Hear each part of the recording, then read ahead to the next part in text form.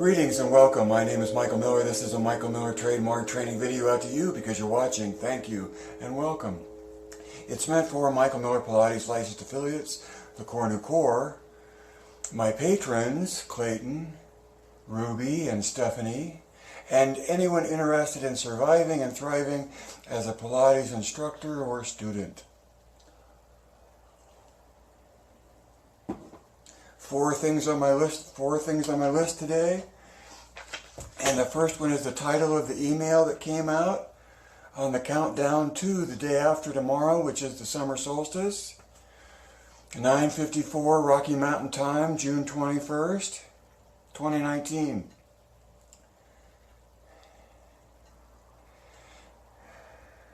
And originally the title was Living Within Pilates, with the graphic of Cornu's hips superimposed over a profile of a spine at the hip area, right? The pelvis.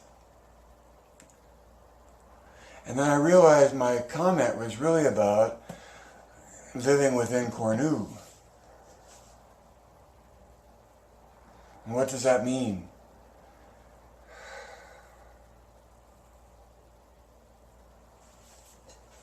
Well, I think we live in Cornu in the same way that we live in physics, we live in gravity, we live in a body. We're human beings. So maybe, I guess, how can you not consider living within Cornu? Because Cornu is already there within you. That's what I'm saying. Whether you know it or not, and whether you engage it or not, that capacity and that biodynamic within the body of oppositional rotation between axes, it's just there.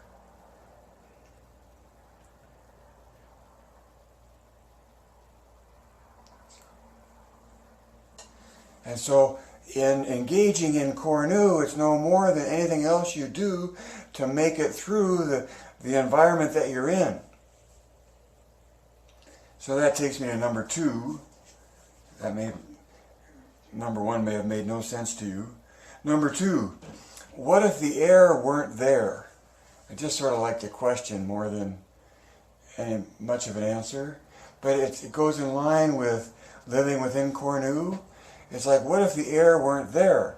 Well, if the air weren't there, there wouldn't be any human beings unless they were breathing encapsulated air, like on a planet. It doesn't have any air, say Mars. But in terms of life as we know it on Earth, the air is there, and we use it to survive, to live.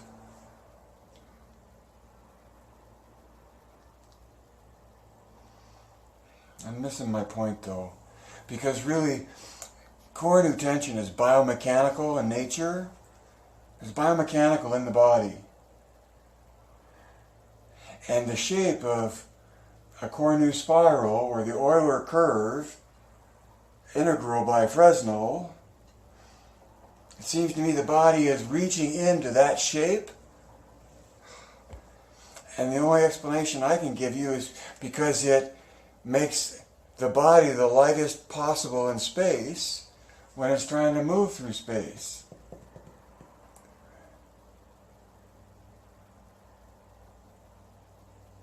Cornu tension is the means through which you get uniform engagement.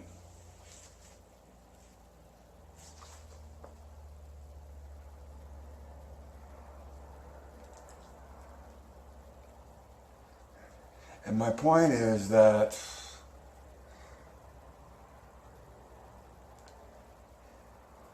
having an issue with air, as though you don't need air and air isn't a part of what we know of as the living creatures that we are.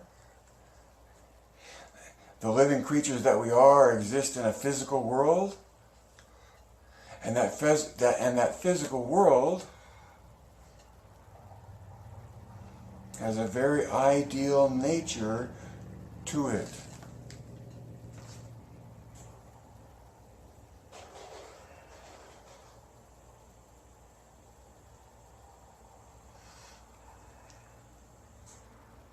So, let me go to number 3. Because number 3 is a question, and the question is to you, are you happy with what has become of Pilates? That's a good question, don't you think?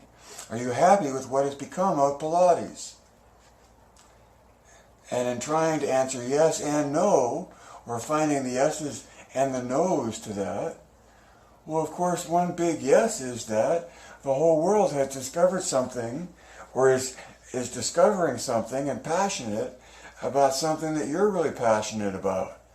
If you're into Pilates and you're learning and you want to know more, and that's why you're here.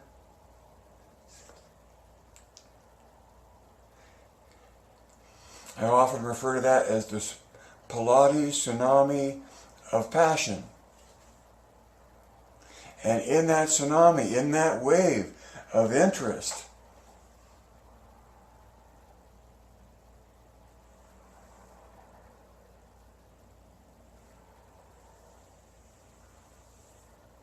comes the willingness to spend money for more, which brings in more entrepreneurial effort, more efforts to make money. Whatever it is, money is being exchanged over. So, the question is, are you happy with what has become of Pilates? Well, yeah, because Pilates is just everywhere now, and it's obvious that what you took as significant, I took as significant, has some degree of significance in that it is such a popular enterprise right now.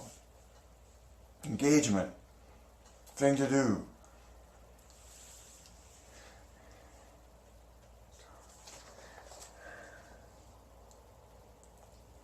On the no side of what has become of Pilates,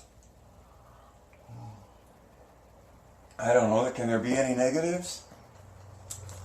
Isn't diversity a good thing?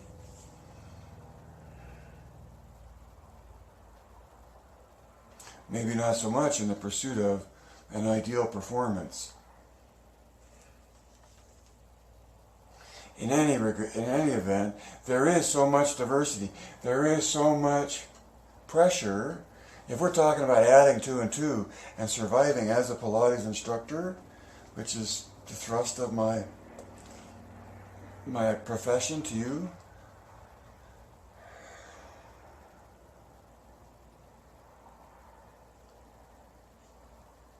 it helps to have a sense of what it is.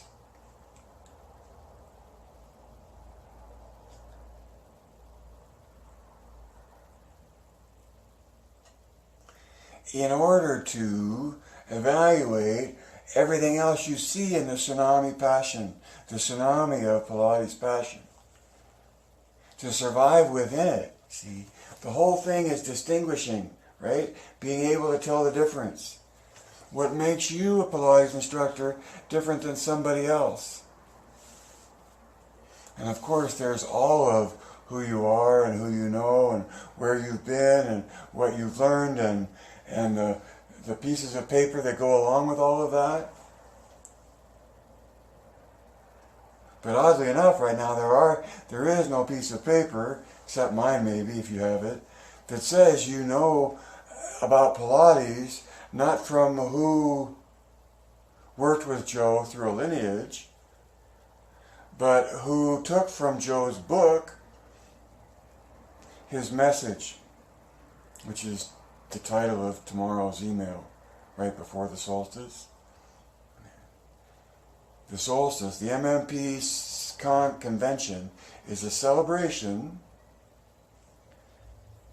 of life, oddly enough, in terms of surviving. Because Joseph Pilates was a survivor, his method is survival training.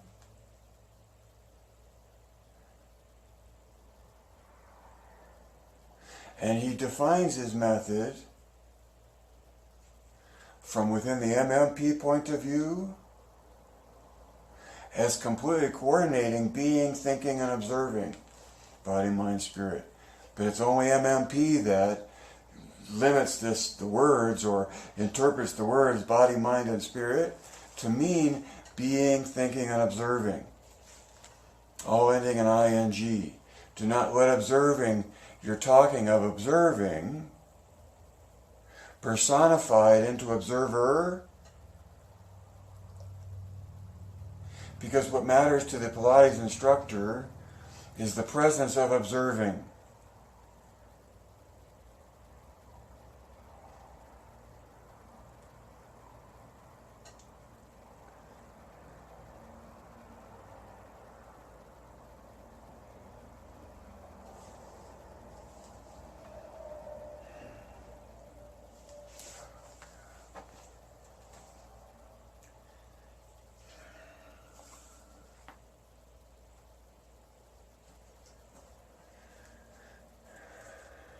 So number 4, Pilates is explainable and understandable.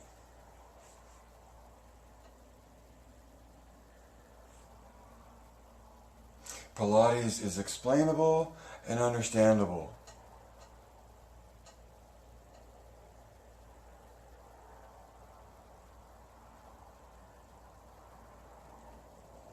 And in many ways, I think, it's human nature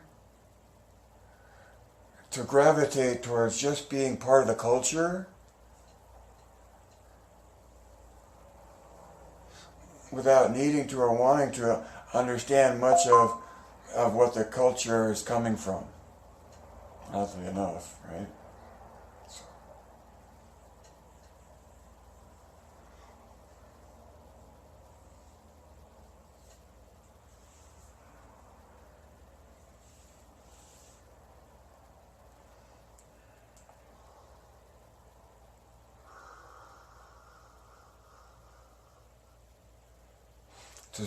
To survive as a Pilates instructor, and to make money and to know what you're getting paid for, even if the people paying you the money don't recognize or can't wrap their arms around what's special about what you do, it doesn't matter, and don't make them feel uncomfortable for it. Just feel comfortable in the karma happening between you on a financial level.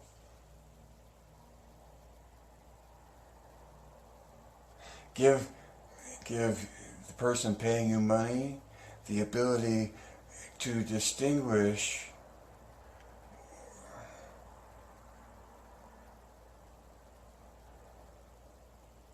what they're paying for, and yet I just said they probably won't know, so...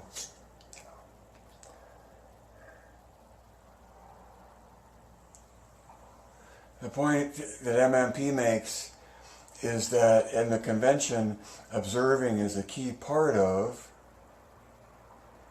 the practice of Pilates, and it is the message of Joe that contrology is the complete coordination of your being, thinking, and observing. And that's period the end, but I always clarify that or make that more obvious that I believe he's referring to a state of being in the body in the moment of the doing. Memorize those words and use them as your own. Contrology is the complete coordination of body, mind, and spirit as a state of being in the body in the moment of the doing.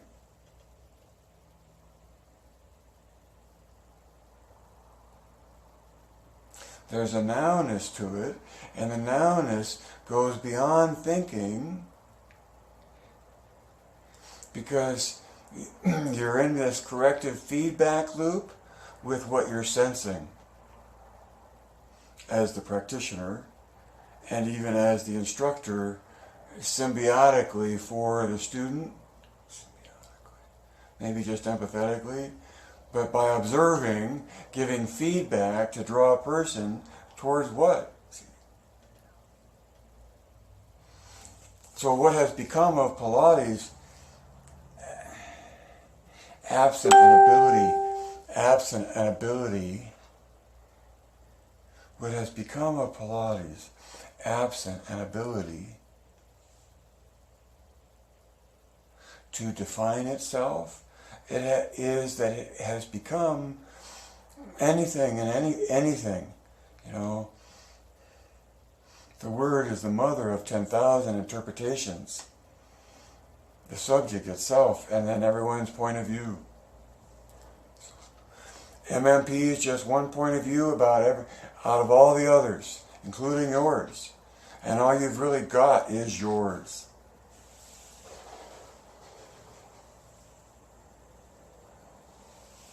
What you've got with MMP is an explanation of Joe's message. Now, other people make other things out of it, of course. Everyone does.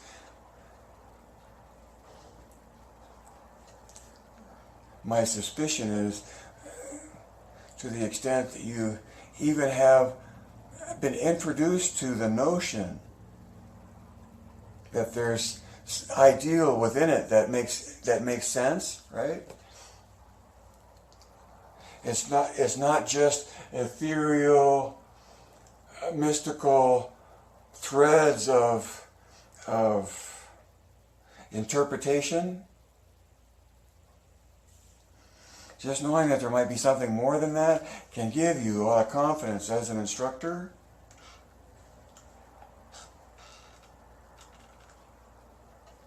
Because at least within what the MMP point of view adds to yours is a reason for why you pick what to do next in an exercise.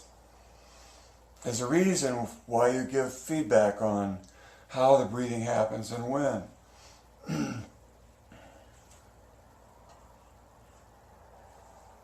Tactic you can use to inspire your movement by using your thinking to get a sincere reaction from your being that you're observing is waiting for. Exhale your air. Wait. What are you waiting for? The inhale bus. Well, what is the inhale bus? What are you waiting for? When do you come up? When you need air. Those are the words. When you need air.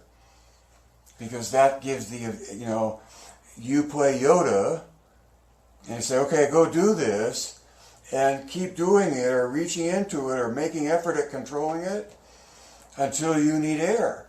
And then when you need air, when you recognize you need air, then come up. So what have you done? You've turned your student into a listening machine for their own corrective feedback loop.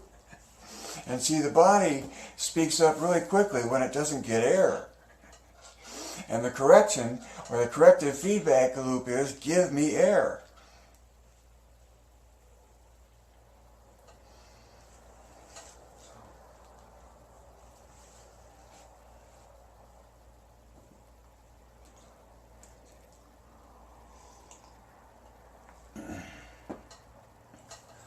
Over time, that big needle that is headed towards pointing to the essence of Pilates, if there really is one,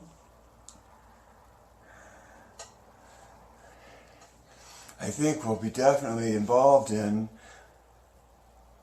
or have something to do with survival, surviving, living versus dying.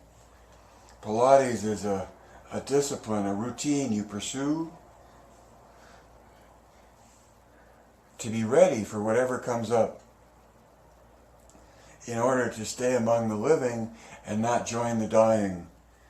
Or what's even worse, see, is that whole spectrum between not being dead and not being pain-free. So being in pain. It's such a huge part of the spectrum, it really seeks to influence the needle of defining Pilates because of what someone injured gets out of it.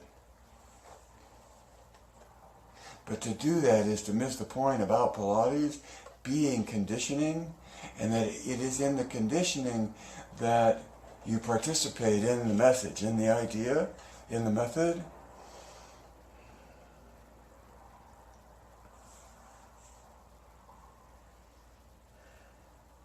So Joe's book. I see so much of it lately. It's coming down to the solstice, the day after tomorrow, and this focus on Joe's words and the three things that go into his to explaining the definition of Michael Miller-Pilates. One definition of Pilates, one point of view. It comes from a theory that there's an ideal within the original work based on the evidence of Joe's definition, Joe's promise, and Joe's sequence.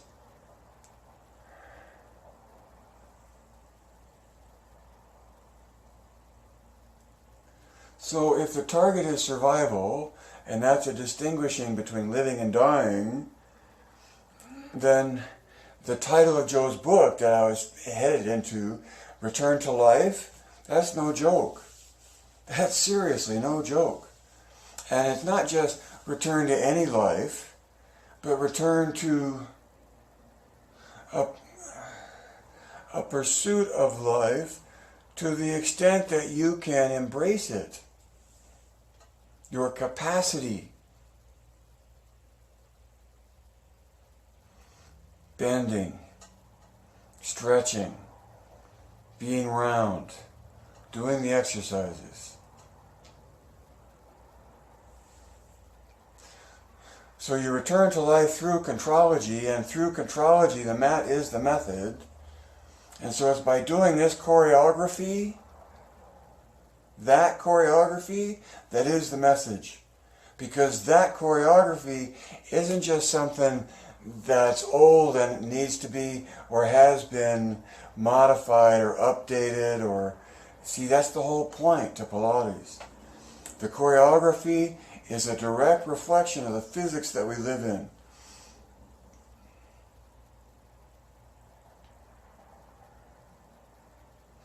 No matter how much you recognize it or ignore it in your thinking, the choreography itself is the fact of the matter, is the method. And doing that, pursuing the choreography of the mat in whatever shape you go off into or that you're coming from towards,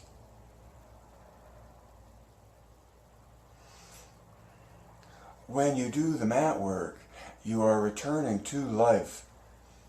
You're returning to your ability to express movement in the space that is out there. And it's very hard for a human being to really be completely flexible in all ranges of space.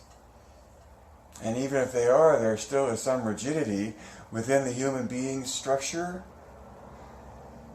that facilitates the range of motion.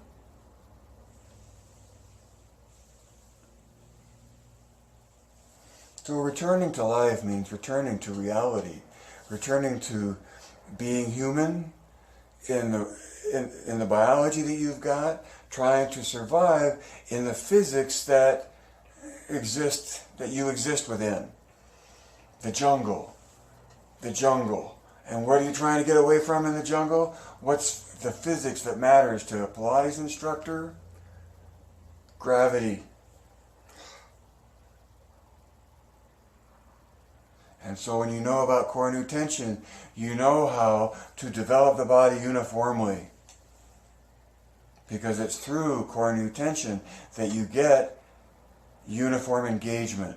The uniform doing of it comes through core nu tension.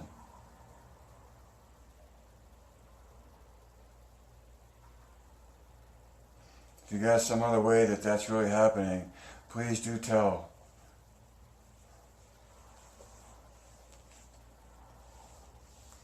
And so I leave with a quote from City of Angels, Nicolas Cage, to Meg Ryan, where he says to her, "Something can be true, whether you believe it or not."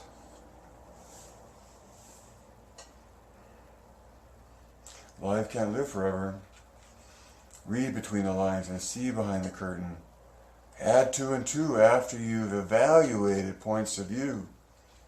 Know what you know. And if you know this point of view, right, it'll be up to you to know how to carry the information, the value of what you know, within a court that presumes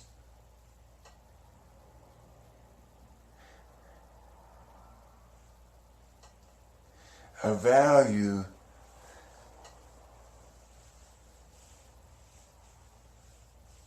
based on something entirely different. Then add your 2 and 2 after you direct your thinking.